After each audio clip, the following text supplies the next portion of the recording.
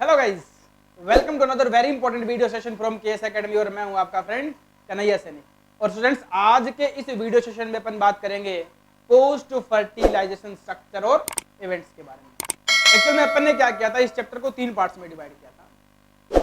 पहले था pre fertilisation structure और इवेंट्स, सेकंड था फर्टिलाइजेशन, और ये इस चैप्टर का थर्ड वाला जो पार्ट है, जो कि लास्ट पार्ट है आपका, पोस्ट फर्टिलाइजेशन स्ट्रक्चर और इवेंट्स के बारे में। एक्चुअल में अपन इस वीडियो सेशन में ये पढ़ेंगे कि फर्टिलाइजेशन के बाद क्या क्या चेंजेस होते हैं। तो पहले मैं आपको इस डायग्राम की हेल्प से समझाने की कोशिश करूंगा कि फर्टिलाइजेशन के बाद है वो क्या क्या चेंजेस होते हैं। तो एक तो ये ध्यान रखना कि ये जो मैंने डायग्राम बनाया है ना, ये डायग्राम एक्चुअल में फर्टिलाइजेशन से पहले का है। अब देखो कि चेंजेस क्या क्या होंगे।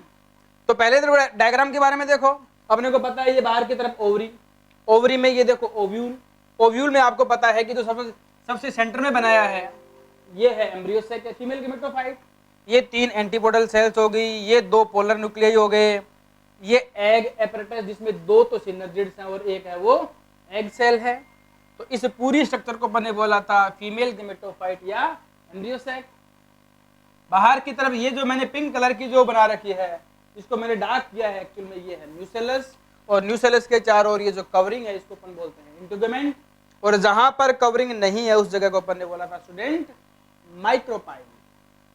अब सीखो, देखो कि चेंजेस किस तरीके से होंगे। अपने को पता है कि जैसे ही यहां से पोलन ट्यूब ने एंट्री करी थी तो एक सिनर्जिड तो यहां डिस्ट्रॉय हो गई थी।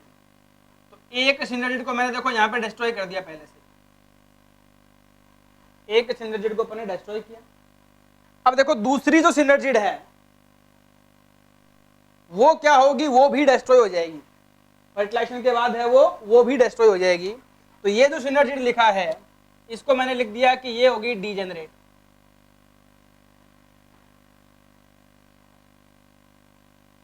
ये सिनर्जिड भी क्या होगी, डीजेनरेट।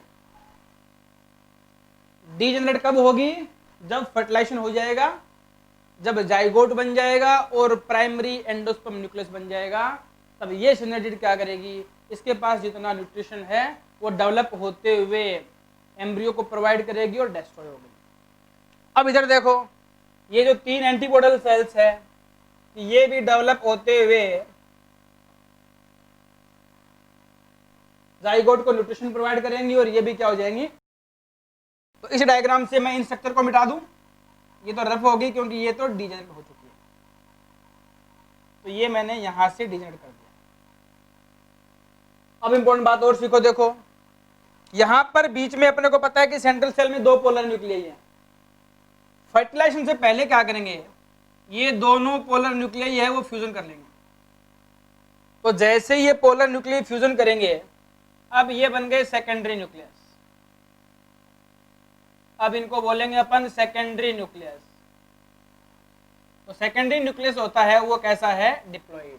अगर आपसे पूछे कि पोलर न्यूक्लियाई कैसे होते हैं, तो पोलर न्यूक्लियाई तो हैप्लॉइड होते हैं, लेकिन जब ये फ्यूजन कर लेंगे सेकेंडरी न्यूक्लियस बन गया, तब ये बन गए डिप्लॉइड। अपने पास 2 मेल गेमेट थे, तो 2 मेल गेमेट्स में थे, एक मेल गेमेट क्या करेगा, इस सेकेंडरी न्यूक्लियस के साथ फ्यूजन करेगा और ये स्ट्रक्चर बन जाएगी। एक मेल गेमेट तो क्या करेगा, इस सेकेंडरी न्यूक्लियस के साथ फ्यूजन करेगा और सेकेंडरी न्यूक्लियस के साथ फ्यूजन करेगा, तो ये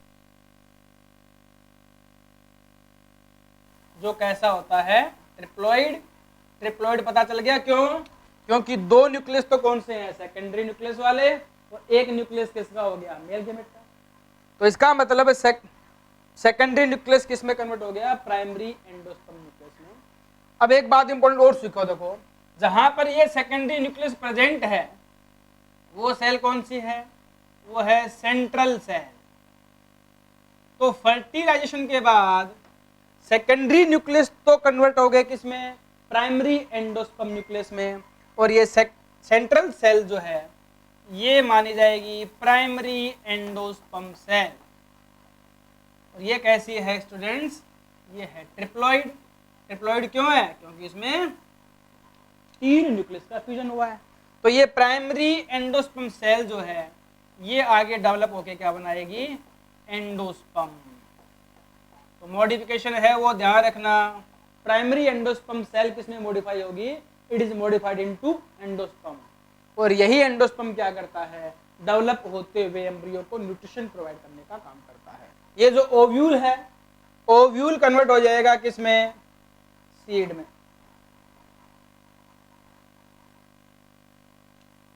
तो राइपन जो ओव्यूल होता है उसी को अपन क्या बोलेंगे? सीड। ऐसे ही ओवरी है, ओवरी किसमें कन्वर्ट हो जाएगी? फ्रूट में। और ओवरी की जो वॉल है, ओवरी वॉल है, it is modified into fruit wall और ऑल्सो नोन एज पेरिकार्प। अब देखो यहां पर एक मेल गेमेट ने तो इसके साथ फ्यूजन किया था और दूसरा मेल गेमेट जो होता है वो इस एग सेल के साथ फ्यूजन कर लेता है, जिसको अपन ने सिनगेमी या ट्रू फर्टिलाइजेशन बोला था। तो दूसरा मेल गेमेट जब एग सेल के साथ फ्यूजन करेगा तो ये क्या बनाएगा? ये बनाएगा जाइगोट। और ये जाइगोट आगे डेवलप होके क्या बनाता है? एम्ब्रियो। और ये डेवलप होते हुए एम्ब्रियो को न्यूट्रिशन प्रोवाइड करने का जो काम है वो करता है कौन? एंडोस्पर्म। तो एक्चुअल में एंडोस्पर्म क्या है? एक न्यूट्रिटिव टिश्यू है जो डेवलप होते हुए एम्ब्रियो को न्यूट्रिशन प्रोवाइड करता है। तो देखो ये जो चेंजेस है, इन चेंजेस को अपन ने 4 पार्ट्स में डिवाइड कर लिया। देखो, endosperm development, embryo development, modification of ovule into seed and modification of ovary into fruit. तो सारी चीजें समझ में आ गई कि कौन सी चीज है वो किसमें डेवलप हो रही है। यहां पर देखो एंटीपोडल डिस्ट्रॉय हो गई, सिनर्जिड सी वो डिस्ट्रॉय हो गई। एंटोगमेंट भी देख लो, एंटोगमेंट क्या होगा एक्चुअल में? ये बना लेगा सीड कोट। अब रही बात, कई स्टूडेंट्स सोचेंगे कि सर एंटोगमेंट तो 2 थे, तो क्या सीड कोट भी 2 होंगे? बिल्कुल 2 होंगे। तो अगर बाइटैगमिक ओव्यूल है तब सीड कोट भी क्या होंगे? 2 होंगे।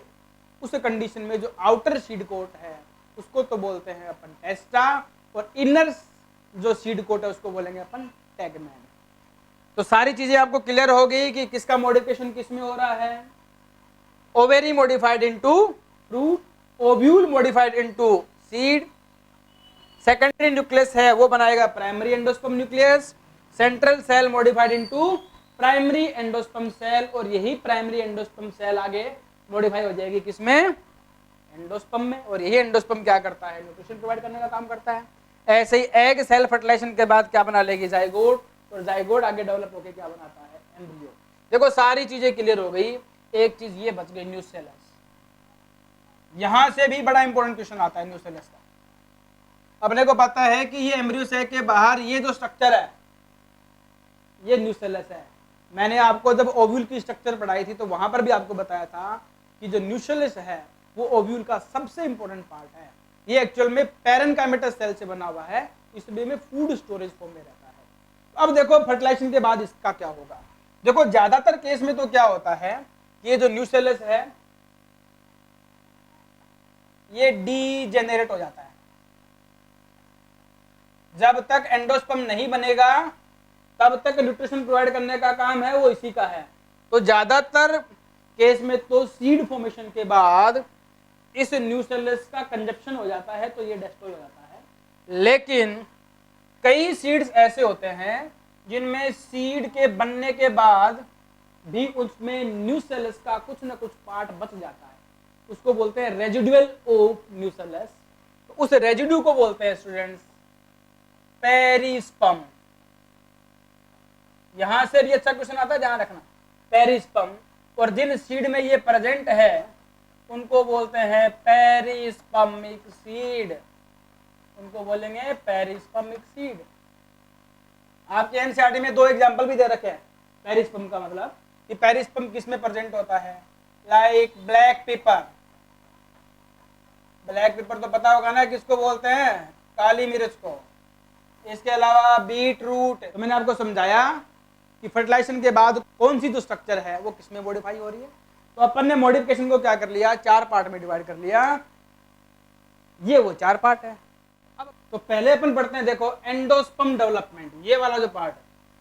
अब एक बात तो ये सीखना कि देखो पहले इसी को क्यों पढ़ रहे हैं, क्योंकि पहले अपने को क्या करना पड़ेगा, एंडोस्पर्म का डेवलपमेंट करना पड़ेगा।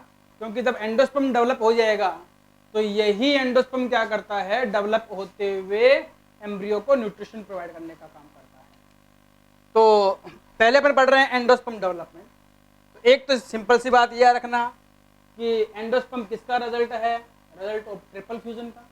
दूसरी बात, एंडोस्पर्म होता कैसा है, ट्रिप्लॉइड। ट्रिप्लॉइड क्यों, क्योंकि ये किसके फ्यूजन से बना था, सेकेंडरी न्यूक्लियस और एक मेल गेमेट के फ्यूजन से बना था।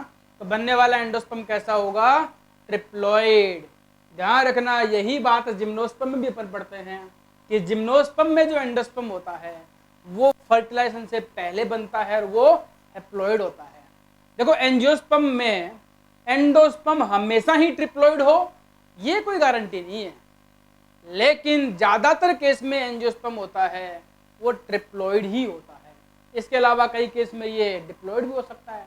कई फैमिलीज ऐसी होती है एंजियोस्पर्मिक फैमिलीज, लाइक ट्रेपेसी हो गया, पोडोस्टिमेसी हो गया, उनमें एंडोस्पर्म एब्सेंट भी हो सकता है, लेकिन जनरली अपन कैसे बोलेंगे कि ये ट्रिप्लॉइड होता है। अगली बात कि एंडोस्पर्म का फॉर्मेशन किसने किया, प्राइमरी एंडोस्पर्म सेल है वही डेवलप होके क्या करती है, एंडोस्पर्म बनाती है। एंडोस्पर्म का फंक्शन होता है डेवलप होते हुए जाइगोट को न्यूट्रिशन प्रोवाइड करना। अब देखो एंडोस्पर्म का डेवलपमेंट है वो तीन तरीके से हो सकता है। एक होता है न्यूक्लियर एंडोस्पर्म, एक सेलुलर एंडोस्पर्म और तीसरा होता है हेलोबियल एंडोस्पर्म। अब तीनों का डेवलपमेंट कैसे होता है मैं आपको समझाता हूँ। देखो ये अपने पास ओव्यूल है, ओव्यूल में फर्टिलाइजेशन के बाद अपने पास दो स्ट्रक्चर बनी थी। एक तो बना था, देखो ये वाली जो स्ट्रक्चर बनाई है मैंने, ये तो है देखो जाइगोट, और यही डेवलप होके क्या बनाएगा, एम्ब्रियो। ये है PEN प्राइमरी एंडोस्पर्म न्यूक्लियस, और ये PEN जहां पर प्रेजेंट है उस सेल का नाम है प्राइमरी एंडोस्पर्म सेल, और ये प्राइमरी एंडोस्पर्म सेल ही क्या करती है, आगे एंडोस्पर्म बनाती है। अब देखो कैसे बनाती है, पहले मैं सिखा रहा हूं आपको न्यूक्लियर एंडोस्पर्म। देखो नाम से पता चल रहा है न्यूक्लियर एंडोस्पर्म है। तो एक्चुअल में इस टाइप के डेवलपमेंट में क्या होता है कि ये प्राइमरी एंडोस्पर्म न्यूक्लियस है, ये क्या करता है, फ्री न्यूक्लियर डिविजन करता है। फ्री न्यूक्लियर डिवीजन का मतलब हो गया केवल और केवल कैरियोकाइनेसिस ही होंगे। तो कैरियोकाइनेसिस होंगे तो यहां पर देखो ये जो स्ट्रक्चर बन गई, ये कैसी स्ट्रक्चर बन गई, ये एक्चुअल में मल्टी न्यूक्लियर स्ट्रक्चर बन गई। सेल का फॉर्मेशन नहीं हो रहा, क्यों, क्योंकि कैरियोकाइनेसिस के बाद साइटोकाइनेसिस नहीं हो रहा। तो ये वाला एंडोस्पर्म एक्चुअल में कैसा होता है, मल्टी न्यूक्लियेट होता है, उसमें बहुत सारे न्यूक्लियस होता है। उसके बाद एक्चुअल में क्या होता है, सेल वॉल फॉर्मेशन या साइटोकाइनेसिस होता है, और वो भी क्या होता है, इसकी जो आउटर जो सेल्स होती है, देखो यहाँ पर सेल वॉल फॉर्मेशन हुआ, तो ये जो एंडोस्पर्म था ये एक्चुअल में तो क्या हो गया, मल्टीसेलुलर, और यहाँ पर सेंटर में इसके क्या है, बहुत सारे न्यूक्लियस। तो एक्चुअल में ये वाला जो एंडोस्पर्म होता है एक्चुअल में ये मल्टी न्यूक्लियेट होता है, इसको अपन बोलते हैं ये न्यूक्लियर एंडोस्पर्म है। यहां से इंपॉर्टेंट क्वेश्चन आता है, देखो कि न्यूक्लियर एंडोस्पर्म किसमें होता है, एक तो जो कोकोनट का जो वोटर होता है, एक्चुअल में कोकोनट में दो टाइप के एंडोस्पर्म है। कोकोनट जो वोटर है वो उसका न्यूक्लियर एंडोस्पर्म है, उसमें थाउजेंड्स ऑफ न्यूक्लियस प्रेजेंट होते हैं, और कोकोनट का जो एडिबल सॉलिड वाला जो पोर्शन होता है व्हाइट, वो एक्चुअल में उसका सेलुलर एंडोस्पर्म है। तो ध्यान रखना कोकोनट वोटर, इसके अलावा मेज, कॉटन, इन सब में कैसा है, न्यूक्लियर एंडोस्पर्म प्रेजेंट होता है। तो न्यूक्लियर एंडोस्पर्म का मतलब फ्री न्यूक्लियर डिवीजन के बाद इस टाइप के एंडोस्पर्म में बहुत सारे न्यूक्लियस प्रेजेंट होते हैं। दूसरा होता है अपने पास सेलुलर एंडोस्पर्म। ये सीधा सा कंसेप्ट है कि हर प्राइमरी एंडोस्पर्म न्यूक्लियस में हर कैरियोकाइनेसिस के बाद साइटोकाइनेसिस हो जाएगा। इसका मतलब ये वाला एंडोस्पर्म कभी भी मल्टी न्यूक्लिएटेड स्टेज में आएगा ही नहीं। देखो जहां पर यहां पर क्या हुआ, यहां पर दोनों चीजें हो रही है, पहले इसमें हुआ कैरियोकाइनेसिस, और karyokinesis is followed by cytokinesis. इसका मतलब जैसे ही दो न्यूक्लियस बने, सेल वॉल फॉर्मेशन भी हो गया, दो सेल बन गई, इसके बाद जो भी कैरियोकाइनेसिस होगा उसके बाद साइटोकाइनेसिस हो जाएगा। तो ये वाला जो एंडोस्पर्म होता है एक्चुअल में ये मल्टी सेलुलर होता है फ्रॉम इनिशियल स्टेज, इसको अपन बोलेंगे सेलुलर एंडोस्पर्म। और इसका एग्जांपल ध्यान रखना, कोकोनट का जो एडिबल पोर्शन होता है, व्हाइट पोर्शन जिसको अपन खाते हैं, वो एक्चुअल में क्या है, सेलुलर एंडोस्पर्म है। इसके अलावा दूसरा एग्जांपल पिटूनिया भी याद रख सकते हो। तीसरा जो एंडोस्पर्म एक्चुअल में इसका जिक्र है वो एनसीईआरटी में नहीं किया हुआ है, इसको अपन बोलते हैं हेलोबियल एंडोस्पर्म। एक्चुअल में हेलोबियल एंडोस्पर्म जो होता है वो इन दोनों के इंटरमीडिएट टाइप का है, इसलिए मैं इसको इंटरमीडिएट एंडोस्पर्म भी बोल देता हूं। अब ये देखो कि ये इंटरमीडिएट कैसे है। यहां पर तो क्या हो रहा था, फ्री न्यूक्लियर डिविजन हो रहे थे। यहां पर क्या हो रहा था, each karyokinesis is followed by cytokinesis. लेकिन यहां पर दोनों चीजें होंगी। यहां पर पहले क्या हुआ, देखो पहले यहां पर हुआ प्राइमरी एंडोस्पर्म न्यूक्लियस में कैरियोकाइनेसिस, और कैरियोकाइनेसिस के जस्ट बाद क्या हो गया, साइटोकाइनेसिस। अब बताओ, पहले वाले डिवीजन को देख के तो ऐसा लगता है कि ये इस टाइप का बनने वाला है। अब देखो यहाँ दो सेल बन गई, तो जो सेल यहाँ पर माइक्रोपाइल की तरफ होती है एक्चुअल में वो लार्ज होती है और ये स्मॉलर सेल होती है। अब यहाँ पर दोनों सेल में यहाँ पर फ्री न्यूक्लियर डिविजन हो रहे हैं, फ्री न्यूक्लियर डिविजन। तो देखो यहाँ तक के देखने पे जैसा लग रहा है कि ये सेलुलर टाइप का है, लेकिन यहाँ से यहाँ देखूंगा तो लग रहा है कि न्यूक्लियर टाइप का है, इसलिए इसको बोलते हैं कि ये एक्चुअल में इंटरमीडिएट टाइप का है। अल्टीमेटली लास्ट में क्या होता है, ये भी मल्टीसेलुलर होता है, इसको बोलते हैं अपन हेलोबियल एंडोस्पर्म। और इसका एग्जांपल लिख रखा है कि ज्यादातर जो मोनोकोट्स होते हैं उसमें हेलोबियल टाइप का एंडोस्पर्म ही होता है। तो ये अपन ने 3 टाइप के एंडोस्पर्म के बारे में पढ़ लिए। तो 2 टाइप के जो मेन है उनको आप अच्छे से माइंड में रखना, विद एग्जाम्पल न्यूक्लियर एंडोस्पर्म और सेलुलर एंडोस्पर्म। एक इंपॉर्टेंट बात और सीखो, देखो अपने को पता है कि एंडोस्पर्म बन गया, और एंडोस्पर्म काम क्या करेगा, डेवलप होते हुए एम्ब्रियो को न्यूट्रिशन प्रोवाइड करने का। अब मान लो कि ये एम्ब्रियो जो है ये डेवलप हो गया, तो आपको पता है कि एम्ब्रियो डेवलप होने के बाद ओव्यूल मॉडिफाइड इनटू सीड। अब देखो 2 कंडीशन बनती है कि सर सीड मैच्योर हो गया, तो सीड मैच्योर होने के बाद क्या उसमें एंडोस्पर्म प्रेजेंट होगा या नहीं होगा। इसमें देखो दोनों पॉसिबिलिटी है। कई सीड ऐसे होते हैं जिसमें मैच्योरेशन के टाइम पूरा एंडोस्पर्म होता है, उसका कंजप्शन हो जाता है, तो इसका मतलब अब मैच्योरेशन के बाद उस सीड में एंडोस्पर्म प्रेजेंट नहीं होगा। इस टाइप के जो सीड होते हैं उनको बोलते हैं नॉन एंडोस्पर्मिक सीड्स। एग्जांपल मैंने लिख दिया, लाइक पी हो गया, बीन हो गया, ग्राउंडनट हो गया। ज्यादातर जो डाइकोट्स होते हैं, सारे नहीं बोल सकता, बहुत सारे एक्सेप्शन भी हैं, लेकिन ज्यादातर जो डाइकोट्स होते हैं एक्चुअली वो कैसे होते हैं, नॉन एंडोस्पर्मिक होते हैं। और नॉन एंडोस्पर्मिक सीड्स का मतलब ये हो गया कि सीड मैच्योरेशन के बाद उनमें एंडोस्पर्म प्रेजेंट नहीं होता है। कई सीड्स ऐसे होते हैं जिसमें सीड के मैच्योरेशन के बाद उनमें एंडोस्पर्म प्रेजेंट होता है, इस टाइप के सीड को अपन बोलेंगे एंडोस्पर्मिक सीड्स। और ज्यादातर जो मोनोकोट्स होते हैं एक्चुअल में वो एंडोस्पर्मिक ही होते हैं, लाइक कैस्टर हो गया, कोकोनट हो गया, राइस हो गया, व्हीट हो गया, मेज हो गया, बार्ले हो गया, ये सारे एक्चुअल में कैसे हैं, एंडोस्पर्मिक सीड होते हैं। तो स्टूडेंट्स, आज के इस वीडियो सेशन में अपन ने पोस्ट फर्टिलाइजेशन स्ट्रक्चर और इवेंट्स में ये जो पहला इवेंट है अपन ने ये पढ़ा है एंडोस्पर्म डेवलपमेंट। अगले वीडियो सेशन में अपन एम्ब्रियो डेवलपमेंट के बारे में पढ़ेंगे, जो कि बहुत इंपॉर्टेंट और बहुत ही अमेजिंग वीडियो सेशन होने वाला है। आई होप कि आज के इस वीडियो सेशन की सारी चीज़ें आपको अच्छे से क्लियर हुई होंगी। अगर हमारा चैनल आपको पसंद आया तो प्लीज़ आप वीडियो को लाइक करें, शेयर करें और चैनल को सब्सक्राइब करें। Thank you student.